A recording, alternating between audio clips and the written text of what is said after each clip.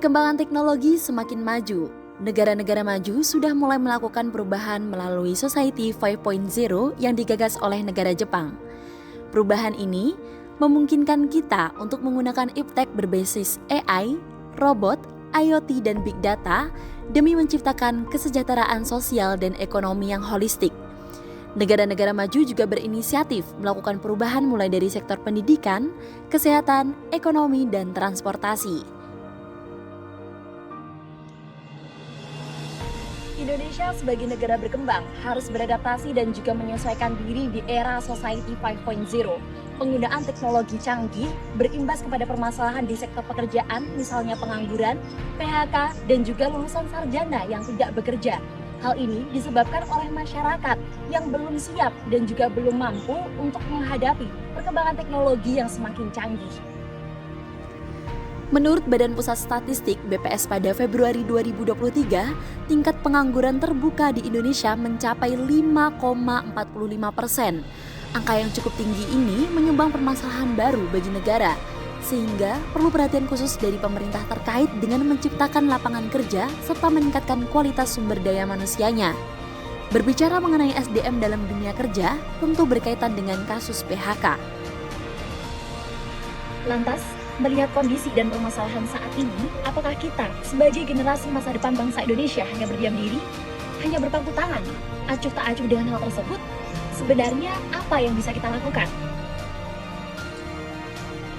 Kontribusi mahasiswa menjadi kunci untuk menuntaskan permasalahan-permasalahan yang ada. Peluangnya terbuka lebar, memberikan kesempatan bagi mahasiswa untuk menyelesaikan permasalahan-permasalahan ini dengan berkolaborasi lintas disiplin. Dengan menggabungkan pendidikan, keterampilan, pengalaman praktis dalam konteks lintas disiplin, harapannya mahasiswa di sini dapat mengurangi tingkat pengangguran dan bersiap untuk menghadapi era Society 5.0.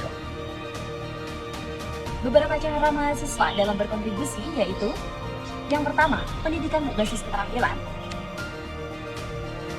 Yang kedua, magang dan pengalaman kerja. Dan yang ketiga, keterlibatan dalam komunitas dan organisasi. Perkenalkan, nama saya Dana Rayani, saya dari Prodi Kimia angkatan 2020, Universitas Negeri Yogyakarta. Pada tahun 2023, saya merupakan salah satu dari 15 prodi yang diterima pada program ISMA dengan tujuan universitas, yaitu University of Longway.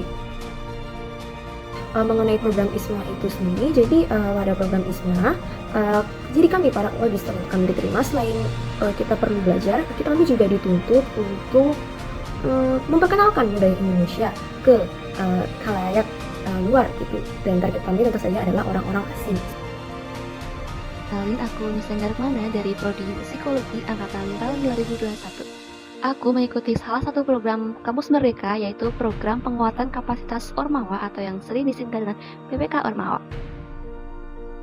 Menurut aku, pengaruh dari program penguatan kapasitas Ormawa ini sangat besar ya, karena berkaca dari pengalaman kating aku yang juga mengikuti PPK Ormawa, beliau ini ketika mendaftar beasiswa LPDP dan ketika dalam hasil wawancara, justru yang banyak digali itu adalah tentang pengabdian masyarakatnya, yaitu di dalam PPK Ormawanya.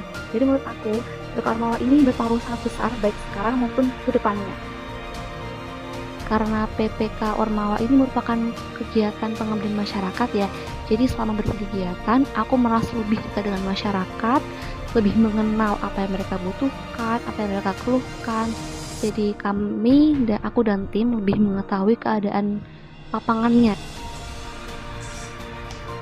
Mahasiswa sebagai agent of change menciptakan solusi-solusi untuk masalah sosial. Kita perlu membuka mata untuk melihat peluang kita sebagai mahasiswa di era Society 5.0. Mari bersama wujudkan peran mahasiswa yang berdampak nyata untuk generasi Indonesia.